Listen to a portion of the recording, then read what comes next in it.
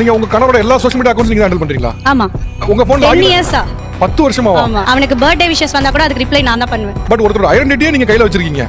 அவர் என்ன செய்யணும்ங்கறத வந்து நீங்க தான் முடிவு பண்றீங்க. So what? உங்க அடிமை இல்லையே. முன்னெல்லாம் ஒரு 25 வருஷத்துக்கு முன்னாடி நாங்கள் டாக்ஸிக் மேஸ்குலினிட்டின்னு சொல்லுவோம். ஆம்பளைனா அவங்க பையன் இவங்க பையன், அந்த ஜாதி இந்த ஜாதி, அந்த அருவா இந்த மீசெல்லாம் ஆண்கள் சுற்றிட்டு இருந்த மாதிரி இன்னைக்கு பெண்கள் சுற்ற ஆரம்பிச்சிட்டாங்க. இன்னைக்கு டாக்ஸிக் ஃபெமினிட்டி வந்துருச்சு. என் திருமணம்ன்றதை நான் எல்லாருக்கும் காட்டுவேன்.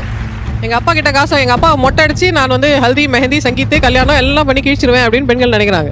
ஹனிமூன் இங்கே தான் போகணும், என் ஃப்ரெண்டு அங்கே தான் போயிருக்கா, குடும்பம்னா இப்படி தான் இருக்கணும், ஃபோட்டோ போட்டே தீரணும் அப்படின்னு பெண்கள் வந்து ஆண்களை ஆக்சுவலி கொடுமைப்படுத்துறாங்க. எப்படி டாக்ஸிக் மேஸ்குலினிட்டி 25 வருஷத்துக்கு முன்னாடி நாங்கள் அவ்வளோ போராடினோமோ, அவ்வளோ போராடி பெண்களுக்கான அந்த ஸ்பேஸை கிரியேட் பண்ணமோ, அந்த ஸ்பேஸை பெண்கள் அப்யூஸ் பண்ணுறாங்கன்றது உண்மைதான்.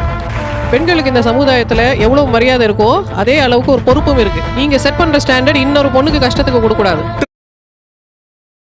அவங்க என்ன பண்றாங்கன்னா வந்த உடனே யாரெல்லாம் வந்து யாரெல்லாம் பேசுறாங்க வாட்ஸ்அப் வாங்கி பாக்குறதோ இல்ல Facebook அக்கௌண்ட் இருந்தா அந்த அக்கௌண்ட் இவங்க லாகின் பண்ணி வைக்கிறது இல்ல பாஸ்வேர்ட்ஸ் தெரிஞ்சு வச்சுக்கிறது. 20 வருஷத்துக்கு முன்னாடி ஒரு கணவன் சொல்லியிருந்தாருன்னு வச்சுக்கோங்களேன், உனக்கு வர லெட்டர்லாம் நான் பார்த்தே தீரணும், உனக்கு வர இமெயிலாம் நான் பார்த்தே தீரணும்னு ஒரு கணவன் சொல்லியிருந்தா அந்த கணவனை பத்தி நாங்கெல்லாம் என்ன பேசிருப்போம்? இவரே இப்படி அல்பமா நடந்துக்கிறாரு, இவரே இவ்வளவு இன்செக்யூரா இருக்காரு, இவருக்கு என்ன ஒரு பொண்டாட்டி யாராவது தூக்கிட்டு போயிடுவாங்கன்னு பயமா, ஏன்னா இவர் ஆண்மை மேல இவருக்கு நம்பிக்கை இல்லையா நம்ம கேட்டுப்போம்ல. இதே கேள்விகளை இப்ப பெண்கள் ஓகே கேட்க வேண்டியதா இருக்கு. உங்க பெண்மை மேல உங்களுக்கு நம்பிக்கை இல்லையா? உங்க கணவனை யாராவது தூக்கிட்டு போயிடுவாங்க நீங்க பயப்படுறீங்களா?